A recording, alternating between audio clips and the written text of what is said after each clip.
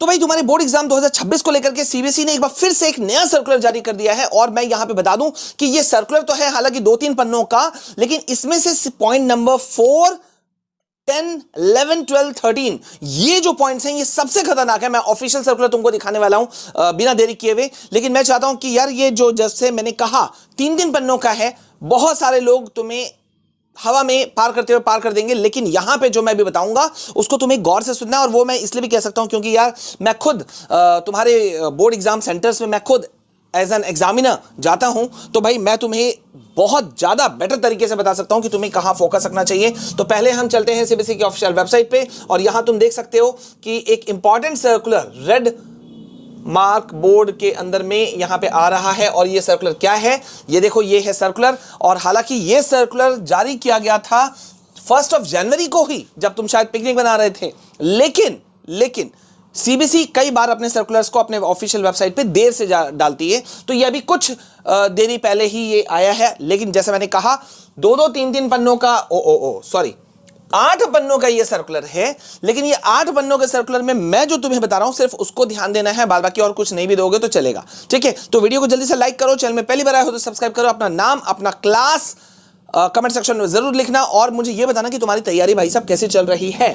तो अब यहां पे सीबीएसई ने क्या कहा है, तुम्हारा ये जो सर्कुलर आया है ये रिगार्डिंग आया है तुम्हारे प्रैक्टिकल एग्जाम, प्रोजेक्ट वर्क और इंटरनल असेसमेंट, ये 3 चीज को लेकर के आया है। तुम बोलोगे सर नया क्या है? नया है, बहुत नया है। पहला बात तो भाई तुम्हारे प्रैक्टिकल के डेट्स अब तुमको मिलने शुरू हो गए होंगे, ग्रुप वाइज तुमको बांटा गया है, ठीक है। और उस पर्टिकुलर ग्रुप में ही तुमको एग्जाम लिखना है, प्रैक्टिकल देना है या इंटरनल असेसमेंट देना है, इसके अलावा नहीं। अब मैं बिना देरी किए हुए तुमको सीधा पॉइंट नंबर 4 पे ले जा रहा हूं, सीरियल नंबर 4 पे, जहां पे बहुत इंपॉर्टेंट चीज बताई गई है सीबीएसई के द्वारा कि देखो भाई, जो तुम्हारे स्कूलों में ना अभी तक जो धांधलियां होती थी कि भाई 2-3-4 स्कूलों ने आपस में मिलकर सेट कर लिया कि यार तुम मेरे स्कूल में अपना टीचर को भेज देना, मैं अपना टीचर तुम्हारे स्कूल में भेज दूंगा, और हम लोग उसी को एक्सटर्नल एग्जामिनर का नाम दे देंगे और एक दूसरे को मार्क्स भी दे देंगे। सीबीएसई ने कहा नहीं जी, अब हम ऐसा नहीं करने वाले। एक्सटर्नल एग्जामिनर्स जो है वो अपॉइंट किए जाएंगे सीबीएसई के द्वारा ही, और इसके अलावा किसी को भी वो लोग नहीं मानेंगे, ठीक है। ये एकदम सीधा सीधा स्ट्रेट फॉरवर्ड शब्दों में स्कूलों को बताया किसने? सीबीएसई ने बता दिया,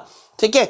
ओके, नेक्स्ट यहां पे एक बहुत इंपॉर्टेंट चीज जो कि शायद तुम जानते ही हो कि यहां सीबीएसई ने कह दिया है कि भाई जो प्रैक्टिकल एग्जाम्स जिस शेड्यूल से तुम्हें दिए जाएंगे ग्रुप वाइज, तुमको उसी दिन तुमको अपना प्रैक्टिकल एग्जाम अपीयर होना है। अगर तुमको कहा गया 7 तारीख हो जाओ तो भाई 7 तारीख में जाना पड़ेगा, 10 तारीख में जाओ तो 10 तारीख, मतलब जो डेट्स है उसी में, एक दिन भी आगे पीछे का अलाउ नहीं कर रही है और सीबीएसई इतना छोड़ दो यार, इस बार तो खतरनाक बात यह है कि इवन जो अभी तक एग्जाम्प्ट किया जाता था कि भाई अगर बच्चा इंटरनेशनल या नेशनल लेवल के स्पोर्ट्स लेवल पे कुछ खेल रहा है, ठीक है, पार्टिसिपेट कर रहा है, तो उसको कुछ छूट मिल जाता था कि भाई ठीक है तुम्हारा एग्जाम बाद में ले लिया जाएगा। अब की बार सीबीएसई ने कहा हम वो एग्जाम्शन भी नहीं देंगे।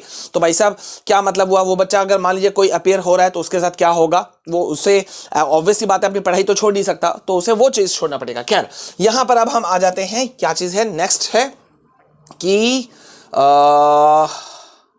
यस, यहां पे देखो, यहां पे कहा गया है पॉइंट नंबर 10 सबसे खतरनाक मेरे हिसाब से। यहां कहा गया है कि जो मार्क्स दिए जाएंगे बच्चों को, to every students, marks awarded to every students are solely based on their performance. देखो भैया यहां साफ साफ कह दिया गया कि सीबीएसई को भी मालूम है फेवरेटिज्म का जो गेम है ना वो चलता है स्कूलों में, ठीक है। ये फेवरेट स्टूडेंट है इसको मार्क्स ज्यादा दे दो, हाँ इंटरनल वाला टीचर भी बोल देता है एक्सटर्नल को। अब वो सब नहीं चलेगा।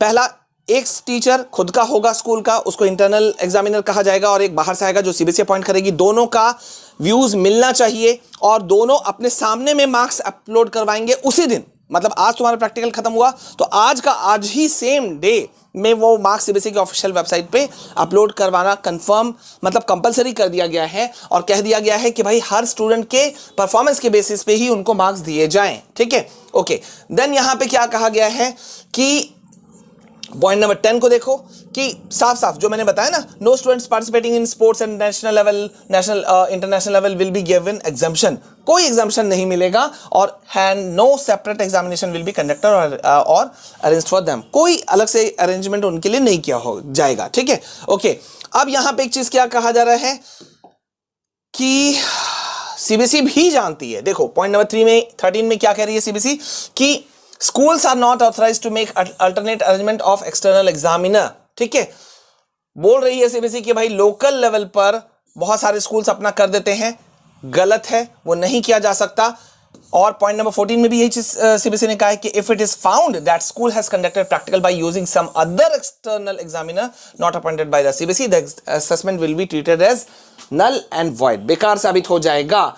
ठीक है, यहां देखो, और इसीलिए यहां पे कहा गया है कि भाई किसी भी हालत में जो है बच्चा को उसी दिन एग्जाम देना पड़ेगा। तो मतलब आउटकम क्या है, 8 पन्नों में जा करके कोई फायदा नहीं है, मैं तुम्हें आउटकम बता दे रहा हूं। आउटकम ये है कि किसी भी हालत में तुम्हें प्रैक्टिकल एग्जाम देना है। अच्छा हाँ, प्रैक्टिकल एग्जाम के कुछ रूल्स भी हैं।